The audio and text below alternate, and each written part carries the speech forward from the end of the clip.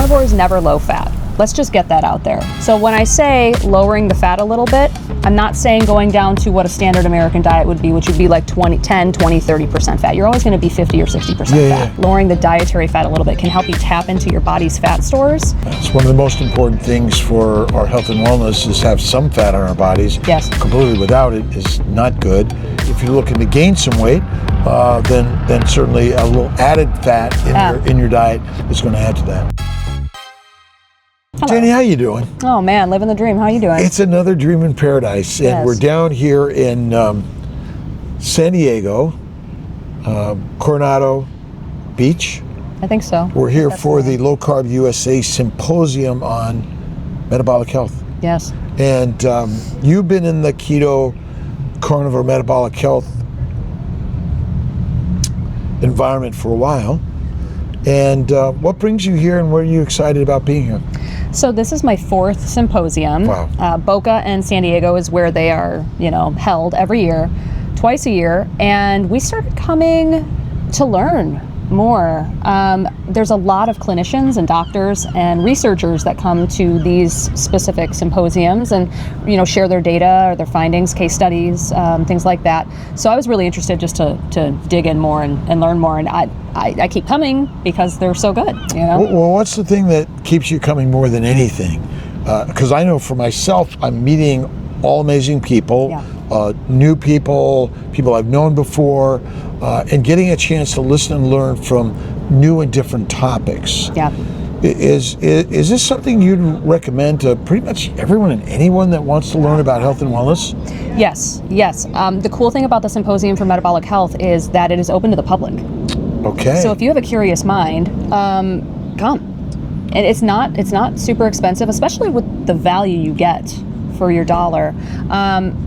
I also would say that a lot of the data that's presented, it's not super high level. I feel like a lot of the time they understand that there's health coaches and people that are not doctors and researchers there so that they can, I don't want to say dumb it down, but they make it accessible for the everyman. So whether you have a background in science, whether you're just curious about it and you just kind of want to meet some of your, favorite creators in the space or doctors in the space, it's definitely worth it to come. Yeah, and so you're meeting people who've had a lot of experience in the field, and there's that science part of it, but there's also common sense pieces. And who's responsible for your health care? I mean, when it boils down to it, it's you. Yeah. And what this is empowering people to become knowledgeable about their health care. And there are vendors here that are sharing products and ideas also that will give people more knowledge and take control of their health and wellness. Yeah, if you don't take care of your health, nobody will. You're the only person that's 100% invested in it.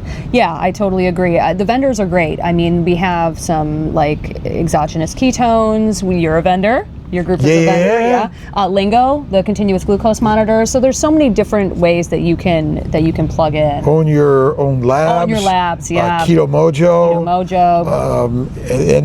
And there. The key here is that you can have that one-on-one conversation. Right. There's group conversations, and we're in a great, amazing environment right on the San Diego Bay here. It's beautiful. It's quite remarkable. This is a really nice venue. They just moved it to this venue from last year. Last venue was great too. The community aspect of conferences like this is amazing. It's kind of, I was talking to Dave Feldman about it, and he's like, these kind of feel like a family reunion kind of. You get to see people you don't get to see all the time, and I really like that if you have a burning question, you have access. Like if somebody wants to ask you a question, they can just come right up to you and ask. You can do that with any of the doctors or researchers that you want. So if you have a particular, condition or something you want an opinion on, you could go ask every single one of the doctors and get different opinions for just the cost of the ticket. Amazing. Which is so cool. Amazing. Amazing. Well, tell me what else is going on in your community and what you've been working on in sharing how important this lifestyle of keto and carnivore is for all of us. Yeah, so I guess the main thing I've been working on is my book, Complete Carnivore, that's coming out November 4th. We're in the editing process. It should be going to print at the beginning of September. Nice. I know. Nice. So that has been a labor of love. 80 carnivore recipes, plus the entire 250 pages of how to do carnivore. If you wanted to ease into it, like a gradual carb reduction, I have a whole chapter on troubleshooting, because you can run into some issues on carnivore and what tweaks to make and things like that. Addressing carnivore myths, so many different things. So that has been kind of, my main focus for a minute. But also always creating educational carnivore content on YouTube. We've been doing a lot of kind of lipotoxicity stuff recently, which is kind of niche, but it's a issue that affected my husband. And I do a lot of data and testing and stuff, so we've been creating some content around that. We did an interview with Dr. Nadir Ali, we did an interview with Craig Emmerich, shared my husband's story, and then I kind of boiled it down into a 20-minute quick and easy primer for people to understand. It doesn't affect everybody, but for those that it does, I'm actually finding that it's affecting a lot more people than I originally thought. So yeah, that's been fun. And those, I go down those rabbit holes and I learn something, and then I try to share it with everybody else. What is the one thing that you found in the carnivore space that you think is important, and maybe a little bit of a secret that you can share with those that are listening today? Oh gosh. There's so many. I don't know. Secret? I personally, right now, have been going down the rabbit hole of a slightly higher protein carnivore. Carnivore is never low fat. Let's just get that out there. So when I say lowering the fat a little bit, I'm not saying going down to what a standard American diet would be, which would be 10, 20, 30% fat. You're always going to be 50 or 60% fat. But for some people, just lowering the fat a little bit can allow you to tap into your dietary fat. Lowering the dietary fat a little bit can help you tap into your body's fat stores. And then once you get down to your goal weight maintenance, you can eat more fat because you need to, right? It's kind of a balancing act. And there's so many, I guess my biggest thing is carnivore is not a one size fits all. You have to adjust it to your metabolic health, your lived life experience, and figure out what works best for you. So what works best for me and you, which we eat totally separate carnivore diets that work well for each of us. What works for us might not necessarily work for you. So I think that's kind of a big secret sometimes, because I get a lot of comments like, oh, I was just eating the way so-and-so ate and I gained 30 pounds. And I'm like, well, they're, in maintenance mode. They're super thin. They have to eat, that much fat. So that's kind of something that I've been encountering lately. But I don't think that fat is bad. Fat is good. You need the fat. It's just kind of balancing those levels. Yeah, it's one of the most important things for our health and wellness is have some fat on our bodies. Yes. Completely without it is not good. And by focusing on a certain amount of fat, I think is one of the most important things. And if you're looking to lose weight, do a little bit more of the Craig and Marie Emmerich style protein modified fasting. Protein sparing modified fasting, which can be very helpful. Sure. But if you're looking to gain some weight, then certainly a little added fat in your diet is going to add to that. For sure, I can gain weight like that. It's so easy. Which I just eat a ton of fat. Wouldn't you think ultimately, instinctually, ancestrally, evolutionarily speaking, that gaining weight fast is probably in your favor? It is. It is. We talked about this last time we talked down at your studio in Florida, that obesity itself, the ability to gain fat, is not what's causing all the issues. We need that. We would live through feasts and famine. The problem is how we get there in the first place with standard American diets, sedentary lifestyles, not getting any kind of fresh air or sunlight, and all of that kind of stuff. But yeah, it's a good thing to be able to put on fat. Is it frustrating? Yes.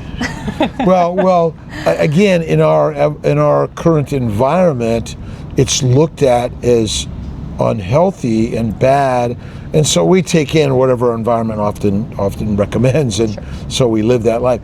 Tell me a little bit about exercise or things you like to do in order to keep your body moving and doing whatever work you're doing on the physical side. Sure. Movement is key. We are meant to move. Yeah. So we have a similar philosophy, and over-exercising is bad. Anything that's going to cause pain or wearing out your joints or things like that is not good. I personally love walking, and not even walking super fast, just walking outside in the sunlight. I script my videos. I take my phone, I do notes, talk to text. I script all my videos when I'm walking. I think better when I walk. So I do that. I do a lot of strength training. I love strength training, probably 2 to 4 days per week. And I, go from arms to legs to whole body, a lot of different machines. Sometimes I lift really heavy.